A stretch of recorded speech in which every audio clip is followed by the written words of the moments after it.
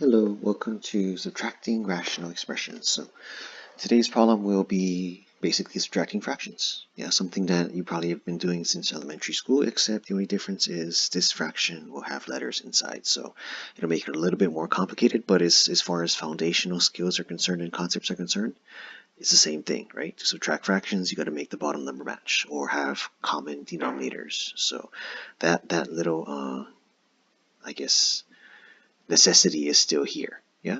Back when you were in elementary school, if you had fractions that you had to add or subtract, same denominator. When you have letters in your fractions, same deal. You have to have the denominators match. So as far as the foundational steps, they're going to be the same. So hopefully you can follow along, and the fact that there's letters inside don't confuse you too much. Okay?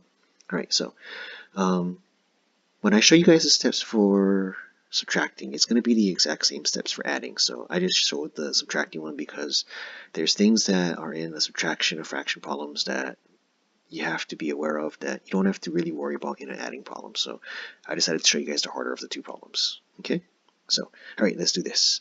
Okay, so the first thing you probably want to do is you want to make sure you consider what's on the bottom, right? The x minus 3 and the x minus 4. You want to make sure you consider them, I guess, belonging to each other or one group, yeah, or that they go together, so that um, when you start to look for what the common denominator is going to be, then you're going to say, oh yeah, this guy has x, that guy has x. Yeah, this guy has a -3, that guy doesn't have a -3, so you give him a -3. So let's not do that, yeah. So you got to think of the x minus 3 as one, like they belong to each other. They're one group, okay? So that when I ask what one fraction has that the other one doesn't, then you're going to identify not just pieces of this parentheses, but you're going to acknowledge them as a single entity. Okay, so um, let's see, let's get them to match then. So if we're, let's pretend we're this fraction, yeah, and we currently have in our possession x minus 3, which we do, it's right here, yeah, and we look over at the other fraction and we say, wow, you have an x minus 4, you got the upgrade, yeah, so I want to get the upgrade too, so I think I want to get an x minus 4 as well, because I have the x minus 3, so I want to have what you have, right? So he goes out and he goes and gets the x minus 4. So now he's happy because he has the x minus 4 on the bottom as well. But hopefully you guys remember from back in the day when you're in elementary school that if you give something to the bottom of the fraction, the rule is you give it to the top as well. Okay, so just make sure you remember out. Whatever you give to the bottom, you give to the top. Okay, so this fraction is happy because now he has an x minus 3 and he has an x minus 4. Yeah, so then this fraction, he's looking around and he sees that the other fraction has an x minus 3. Yeah, he has the old version of whatever this product is, right? So he has an x minus 4, so he has the new version, but he doesn't have the old version. I don't know why he might want it. Maybe it's maybe he thinks it's going to be worth a lot of money in the future, but he doesn't have it. So guess what he wants? He wants an x minus 3 also. So let's go get him an x minus 3. And just like the other fraction, if you give something to the bottom, you have to give it to the top. So just keep that in mind. Okay, so now my fractions are matching, right? They both have the same exact denominators, right? They both have an x minus 3 and an x minus 4, so now they're matching. So here's what you can do. Just make one giant big old fraction just like that. Okay, so the two fractions are going to join forces. They're going to go into one single fraction with the same denominator. And this can only happen if the denominators are matching.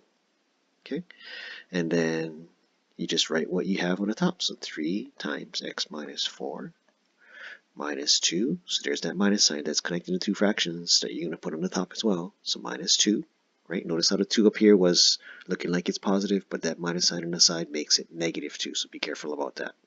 Okay, and that's what I was mentioning earlier when I said when you do subtraction problems, it's a little bit trickier because a lot of students when they start putting things together like this, they put a positive 2 because they see a positive 2, and they forget the fact that these two fractions are connected by a negative. So that's where they make their mistake in this particular situation. Okay, and something that I make sure I want to address now before I forget at the end of the problem is domain restriction. Okay, because I want to make sure that I address anything that's ever going to make the bottom of the fraction 0.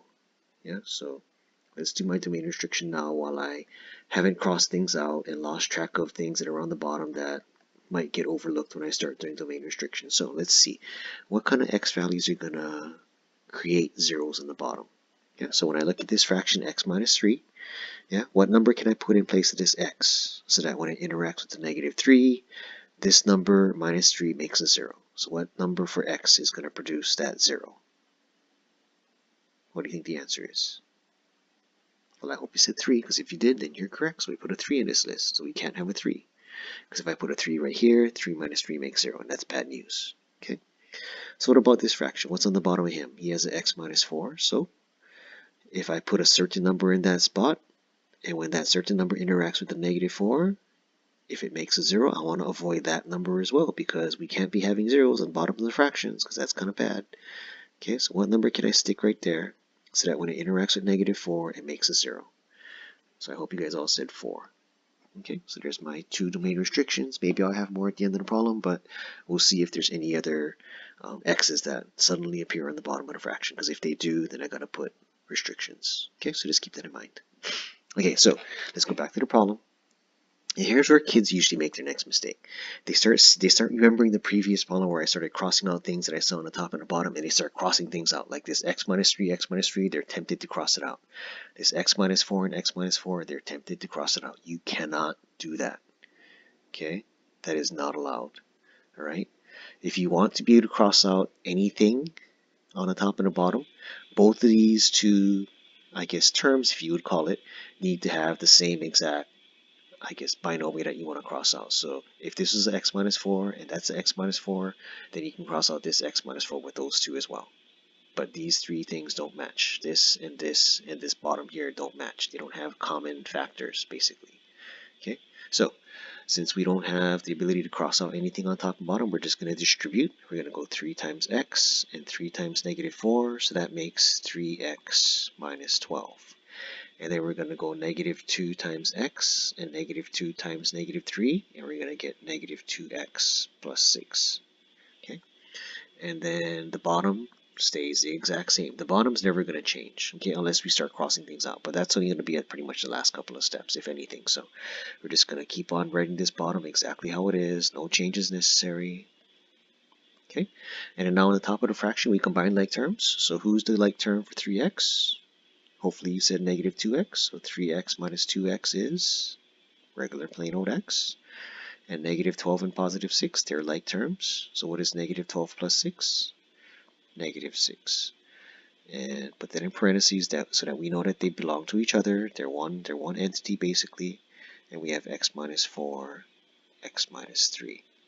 Okay, so should I add a 6 to my domain restriction list also? Because if I put a 6 right there, it's going to make a 0. Should I put a 6 in my list also for domain restriction? Hopefully you're saying no. And you know why it's no? Because we can have zeros on top of fractions. We just can't have zeros on the bottom of fractions. So a 6 right here is perfectly fine. That's not a restricted number. A 4 and a 3, those are restricted numbers because they'll produce zeros on the bottom of the fraction, and that is not allowed. Okay? So can I cross things out? Like, can I cross out the x here and the x here?